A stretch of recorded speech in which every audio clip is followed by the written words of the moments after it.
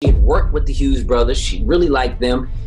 She had a good relationship with Tupac, and she just didn't want to get in the middle of it. And she thought, like, if she had done that movie, it would have been a little weird. Stop scrolling for 2 minutes. Because if Larenz Tate is telling the truth, a dusty 90s camcorder might nuke Hollywood's favorite friendship narrative before your coffee turns cold. Imagine this. Somewhere in an attic, wedged between old VHS copies of Friday and a neon green Walkman, lies a tape that catches Tupac Shakur and Jada Pinkett Smith in a moment nobody was ever supposed to see. Not a studio scene, not a grainy behind-the-scenes gag reel.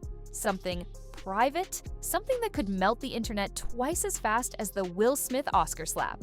One late-night live stream from Tate, 7 little words, there's a tape of Jada and Pac, and suddenly the digital world can't breathe. Jada Pac tape surges past NBA rumors, past AI-generated Drake songs, past even the latest Marvel flop. What's happening, baby? Why? Because for 30 straight years, Jada called Pac her soulmate, but insisted they were strictly familial. If the tape says otherwise, decades of interviews, talk show tears, and red table revelations hit the shredder. Lean in. We're diving deep, sourcing every breadcrumb, and fanning every flame. And the craziest part? We're still on the opening beat. Flash back to 1986. Rain slicks the cracked sidewalks outside Baltimore School for the Arts. Inside the theater wing, a 15-year-old Tupac, buzz-cut, thrift store leather jacket, voice already rough enough to rattle lockers, wraps up a Shakespeare monologue. He bows, breathless, only to spot a sharp-eyed sophomore named Jada corralling her curls under a knit cap. She grins, gives a slow clap, and drops the first inside joke of a bond that'll hijack their futures. They spend lunch breaks rapping Public Enemy bars, roasting teachers, and trading notebooks crammed with poems and half-baked scripts. I wasn't in that bathroom, but, you know, could have happened. But you're in the bathroom with this man taking a bath. So, I don't know. Teachers swear they share a spiritual twin flame frequency, the sort of synergy you only see once every few graduating classes. Fast forward, Pac leaves for the Bay, Jada heads to Hollywood, but they keep swapping letters like pen pals on rocket fuel. Each envelope is layered with doodles, graffiti tags, and cryptic nicknames. Those early letters, still sealed in a private archive. Unless, of course, they're on the mystery tape too. Pac's poem Jada eventually surfaces in The Rose That Grew From Concrete, a handwritten ode calling her the Omega of my heart. Stan Twitter screenshotted every line the day the book hit shelves, then embroidered it on fan merch. Years later, while most of us were still figuring out iPad unlock codes, 9-year-old Willow Smith writes a wide-eyed letter pleading, "Dear Tupac, I know you're alive someplace. Mommy really misses you." Pause. A kid sees straight through grown-ups' PR armor and declares her mom would be happier if Pac returned from the dead. On set in New Orleans talking about that experience, I said, well, Jada, I talked to the Hughes brothers and you were supposed to be in the movie. 18 million retweets later, fans call it Exhibit A in the They Were More Than Friends file. Willow's note is innocent, heartfelt, and inadvertently shady all at once. Kind of like a child accidentally spoiling a surprise party, except the surprise is her mom's maybe secret love story. To early '93, the Hughes brothers, Alan and Albert, are shooting Menace II Society in South Central LA. Tupac lands the role of Sharif, a Muslim teen sworn off gang life. Problem? Pac thinks Sharif should still flash some edge. The Hughes bros think Pac should leave the script alone. On-set friction ticks up like a faulty stove. One day Pac storms off, shouting he's not playing a one-dimensional saint. Days later, he shows up, crew in tow, ready to talk it out. Talking morphs into shoving into full-blown swings. Extras scatter like it's a flash mob. Pac gets slapped with assault charges, does 15 days in county, and emerges with a badge of rebellious honor that'll color every headline until his final breath. And she says, I was. I said, why didn't you do the movie? That they kept saying they had the character Delilah, you know, who was the sister of Juanita, okay, you was gonna be this revolutionary thing. And she was like, I just couldn't do it. Meanwhile, the Hughes bros need a new Sharif, and Tyron Turner still needs an on-screen love interest. Enter Jada. Studio execs swear the Jada casting was pure. Her audition with Tyron sparks instant on-camera electricity. Tyron himself says they traded lines like two halves of the same spark plug, no outside interference, no secret calls from Pac. But conspiracy Twitter claims Pac pulled strings before the fallout. promising Jada would show if he did. It's a classic he said, she said. Directors say one thing, stands another. Then Larenz Tate strolls into 2025 with a grin, swears Pac and Jada still shot something on that set, away from official cameras. Could have been a protest PSA, could have been a practice scene, could have been, yeah. Whatever it was, Tate insists reels of film rolled. Proof that friendship lines blurred somewhere between craft service breaks and late-night script rewrites. A year later, the Hughes bros cast Larenz Tate as lead in Dead Presidents and invite Jada to play Delilah, a Vietnam-era Black Panther who robs banks for the cause. She has every reason to jump. Juicy role, prime screen time, but privately tells Tate she can't because siding with the directors who iced Pac feels foul.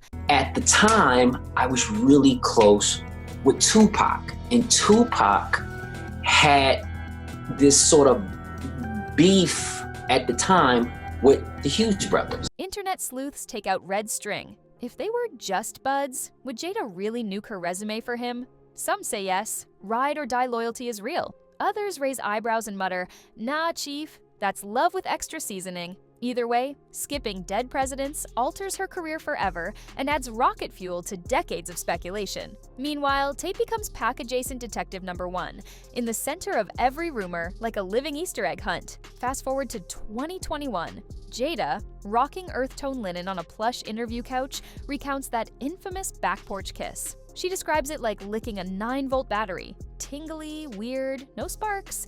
Internet divides into Team C, totally platonic, and Team Girl, no one kisses their bro just to see if there's chemistry. Months later, her ex-assistant slaps down a fresh bombshell. She burst into Jada's apartment in Culver City mid-90s, spotted Pac soaking in Jada's bathtub, bubbles everywhere. Jada sprinting out wrapped in a towel. The assistant claims Jada's deer-in-headlights face screamed, "Please don't tell my mom." Since when does platonic involve bubble baths? Within hours, TikTok stitches overlay the assistant's story with Jada's gross kiss soundbite, racking up tens of millions of views before breakfast. Hughes was like, Tupac, why are you acting like a bitch? You're acting like a bitch right now. You're acting like a straight bitch. Let's step outside. This is what I hear. These contradicting anecdotes churn like two glitchy audio tracks playing on top of each other. Which one's the skip? Which one's the remix? Plot twist. 2023, Jada hops on the All the Smoke podcast and casually drops that Pac proposed from Rikers, wanting a ride or die rock while doing time. The internet's like, sis, run it back. Pac's biographers claim he was already engaged to Kadada Jones in '95, while Will Smith was building primetime royalty status on Fresh Prince. Math ain't mathing. Fans dust off calendars, compare arrest dates, engagement rumors, and award show red carpets. Either Pac's love life was a tangle worthy of a Christopher Nolan script, or someone's recollection is softer than a rom-com montage. Momentum surges. Every inconsistency pushes Tate's tape tease closer to plausible. We've already got conflicting testimonies, so why not a hidden reel to settle it? The Tate clip detonates like Mentos in soda. Vertical video reactors crop themselves next to his audio and yell story time while pointing at the air. Jada Pac tape tops trending inside 6 hours, eclipsing the newest Kendrick diss by lunchtime. Will Smith reaction gifs fly faster than spam bots at a crypto airdrop. Half the creators swear leaked timestamps are imminent. I'm pretty sure that kind of fucked him up when he showed up at the set and he wanted to get down with him. Like, nigga, we finna go up here and fuck up some shit. It ain't finna be no talking, ain't finna be no, explaining. The other half beg everyone to stop harassing the Smith kids. By dusk, YouTube thumbnails scream Jada caught while using deep-fried VHS filters. People with zero interest in 90s hip-hop now refresh news feeds just to watch the meltdown. Meme economy? Booming. Some icons, Pac's hologram whispering, "Drop the tape," Jada clutching red table tissue boxes, Will side-eyeing an old-school camcorder. Even elder millennials with dial-up nostalgia feel that nervous thrill. What if tomorrow morning that tape pops onto X in 240p and we all watch history glitch in real time? Behind the chaos, suits in downtown high-rises slide contract folders across mahogany desks. Pac's estate owns his likeness. Jada controls her own. If the footage leaks without both parties signing off, lawsuits bigger than Taylor Swift's. Re-recording budget. Entertainment lawyers salivate. Copyright, privacy, and posthumous rights all colliding at once. Some say damage control dictates burying the tape forever. Others whisper releasing it, if tame, could humanize Pac and spin Jada's story into tragic nostalgia instead of scandal. Tupac, like, we finna pull straight up there because he probably knew they're not gonna do anything. So let's just go up in there and start some shit. PR crisis managers set hourly check-ins. The wrong Instagram caption could tank a brand faster than you can type entanglement. Meanwhile, TMZ paparazzi stake out every FedEx drop box near Calabasas on the off chance someone mails the VHS to media outlets the old school way. Wild thought? Maybe the footage is two artists filming an experimental short. Pac spitting a one-take spoken word piece, Jada workshopping a character, no steamy content in sight. Would the public sigh in relief or rage at being clickbaited? Humans crave drama. A gentle behind-the-scenes collab might disappoint the same folks who begged for truth. Yet, it could also flip the narrative from scandal to celebration. Two visionaries, ahead of their time, capturing raw creativity before fame yanked them into separate orbits. That angle sells too, just not as loudly as gossip. Let's pump the brakes and acknowledge the undeniable. Pac uplifted Jada's early career by hyping her talent every chance he got. Jada repped Pac's message of empowerment long after. Check this out, they fired me but did it in a roundabout punk snitch way. So I caught them on the streets and beat they behinds. You know what I'm saying? Okay, I was a to the East, brothers. And it ain't over. I still got more than jump to the TV. Bullets stole his future.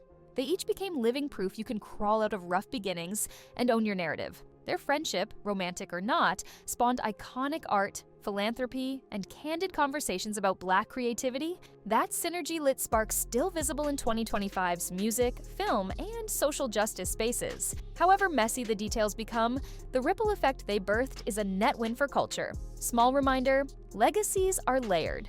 Netflix producers already drafting pitches for a 5-part doc. Believe it. Authorized biographers sliding into DMs, offering respectful interviews? Absolutely. Reddit mods prepping mega threads with timeline flowcharts? On it yesterday. Every new rumor, every maybe sighting of a deteriorating VHS sleeve adds fuel. The longer the footage stays hidden, the more valuable it becomes. Financially, culturally, mythologically. If it never drops, conspiracy buffs will treat it like hip-hop's Area 51. If it drops tonight, reaction videos forever. Pick your poison. Either path is gold for content creators. Scenario A. The tape proves an intimate moment. Met at Baltimore School of the Arts. It was the first day, and he came over to me and introduced himself. And in high school, Pac was a little funny looking. Kisses, bathtub, maybe PG-13. Immediate fallout. Sympathy for Pac's estate. Renewed side-eye at Jada's. Past denials. Will memes break the sound barrier? Late-night hosts clear entire monologues. Scenario B, footage is mild. Just a private improv, some flirty banter. Public shrugs. Calls Larenz a clout farmer, but scholars analyze every millisecond anyway. Scenario C, tape quality too fuzzy to confirm anything. Cue infinite arguing in comment sections, user-generated enhanced versions, and AI upscaled forgeries until the sun burns out. In all cases, the culture stays glued. Don't close those tabs. Our next upload crack opens sealed court docs from Pac's assault case against the Hughes brothers. Rumor says buried testimony mentions private footage shot on location. Could be Tate's tape.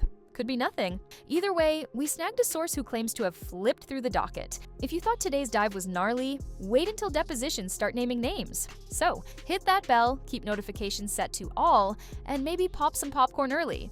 Because if those transcripts leak, the story you just heard might look tame by tomorrow. All right, detectives, do you buy Tate's claim? Is he a walking receipt machine or a storyteller chasing views? Drop your hottest theory below, but keep it chill. No doxing, no DMN death threats. Remember, behind every rumor are humans, legacies, and families who still feel these ripples. But hey, speculation is half the fun, so speculate we will. Just be ready. The truth might land in your feed at 3:07 a.m. on a random Wednesday. And when it does, the rewind button is going to break from overuse. So stay tuned, stay curious, and keep your phone charged, because history has a habit of leaking when you least expect it.